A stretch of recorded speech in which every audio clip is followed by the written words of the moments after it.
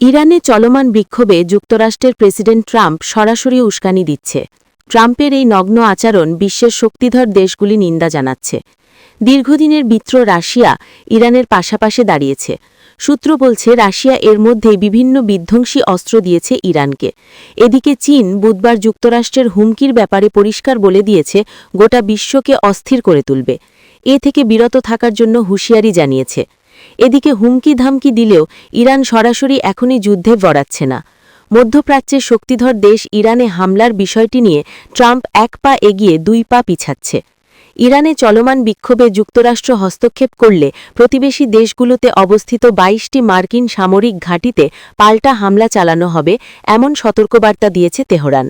ইতিমধ্যে কাতারে মার্কিন বড় ঘাঁটি থেকে সেনা প্রত্যাহার করা হচ্ছে।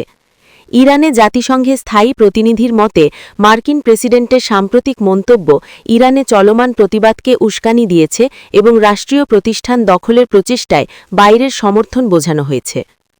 রয়টার্সকে বুধবার ইরানের এক জ্যেষ্ঠ ইরানি কর্মকর্তা জানান, যেসব প্রতিবেশী দেশে মার্কিন সেনা মোতায়েন রয়েছে তাদের ইরান আগেই জানিয়ে দিয়েছে ওয়াশিংটন যদি ইরানে হস্তক্ষেপের হুমকি বাস্তবায়ন করে তাহলে যুক্তরাষ্ট্রের ঘাঁটিগুলো লক্ষ্যবস্তুতে পরিণত হবে।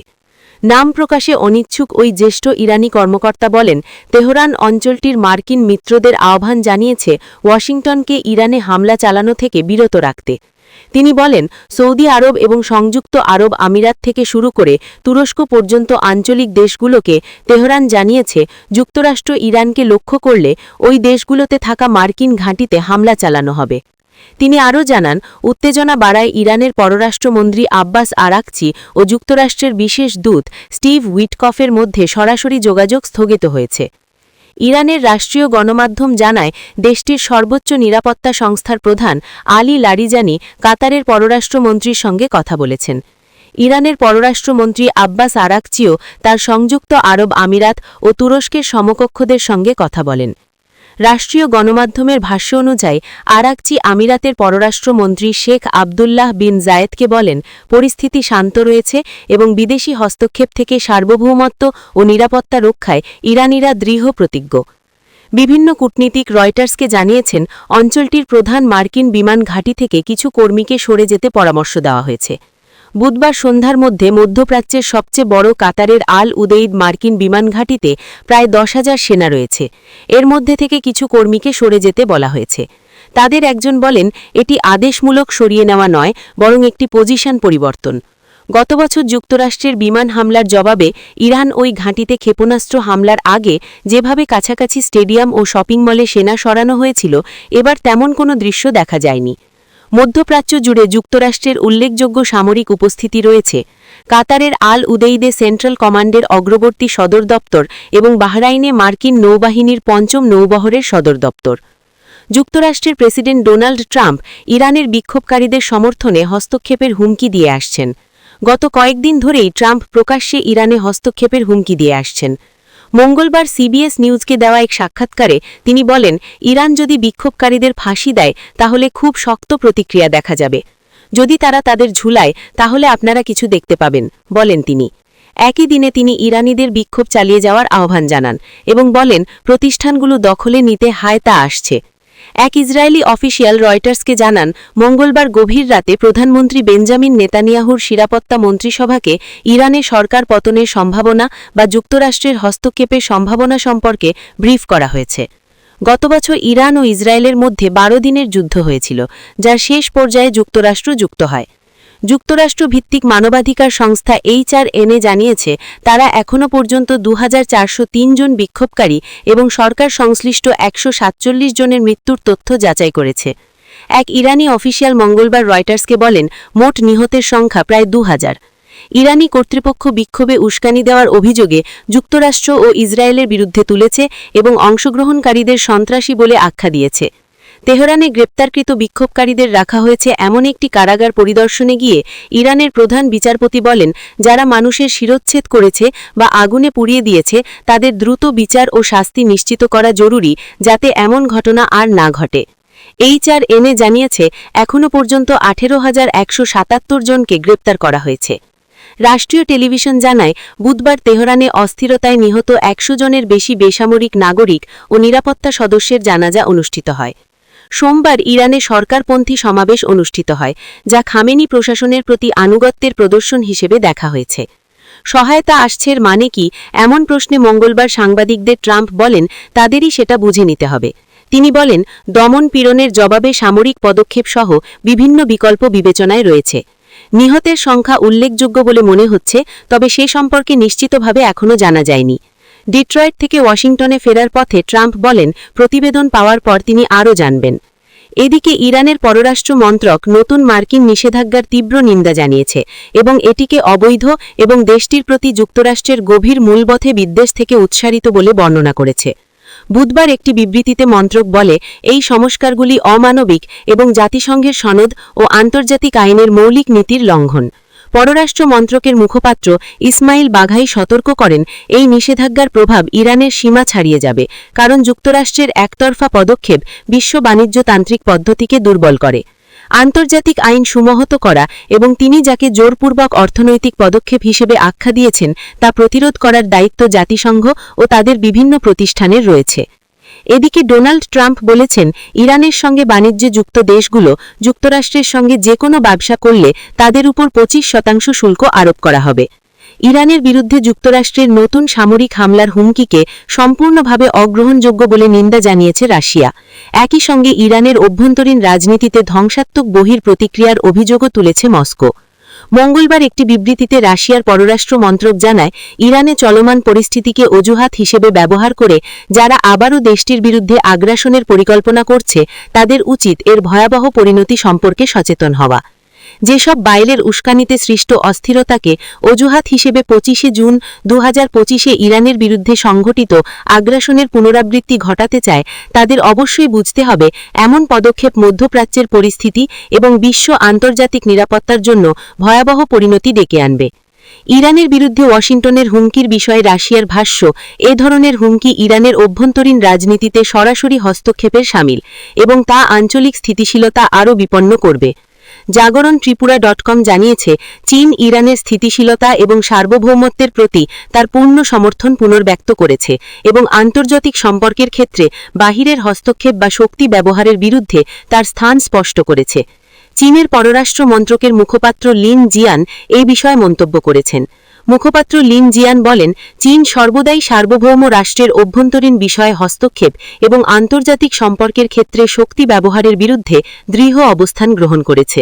তিনি বলেন, চীন কোনো দেশের অভ্যন্তরীণ বিষয়ে অন্য দেশের হস্তক্ষেপকে সমর্থন করবে না।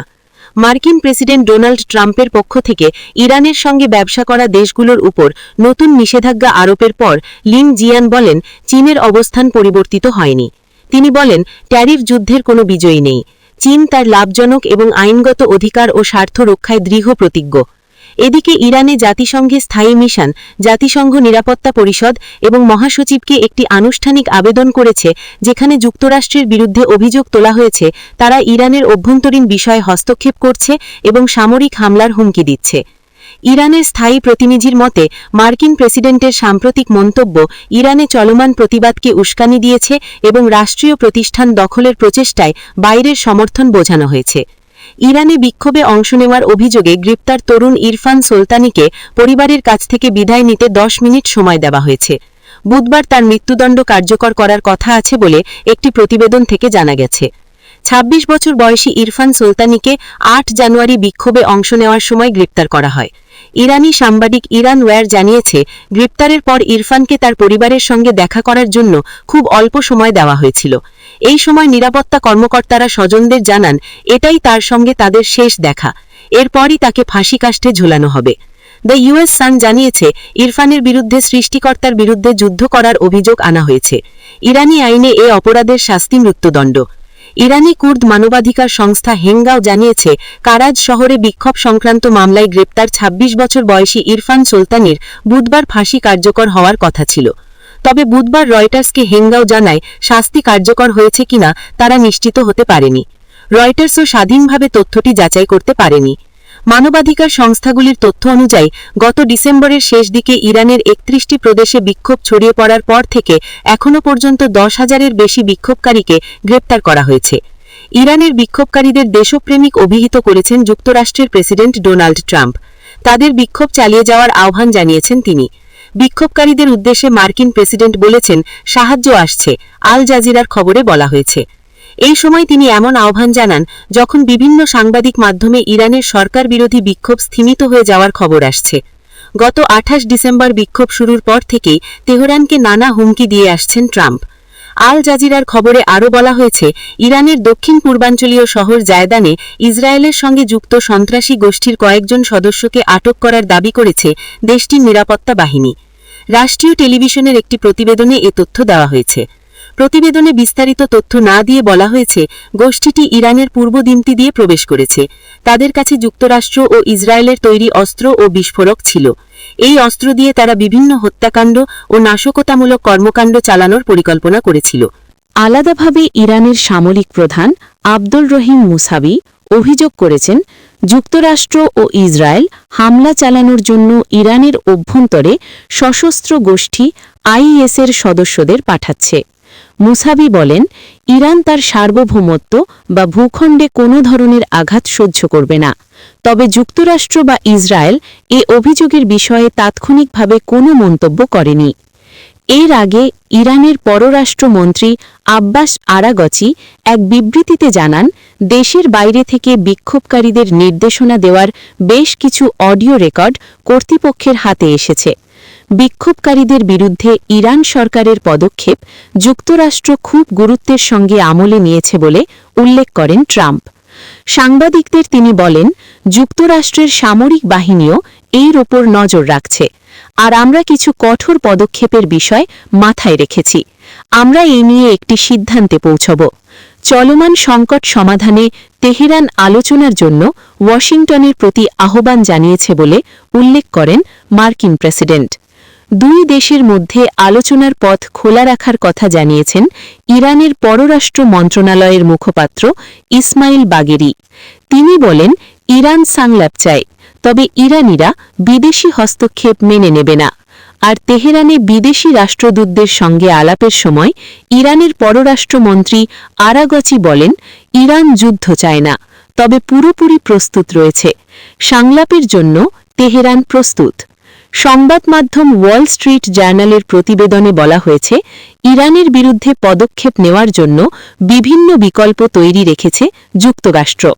এর মধ্যে রয়েছে সামরিক হামলা, গোপন সাইবার অস্ত্রের ব্যবহার, তেহরানের ওপর নিষেধাজ্ঞা আরও বাড়ানো ও সরকার বিরোধী বিভিন্ন পক্ষকে সহায়তা দেওয়া। আন্তর্জাতিক রিপোর্ট, বাংলার বেজেট।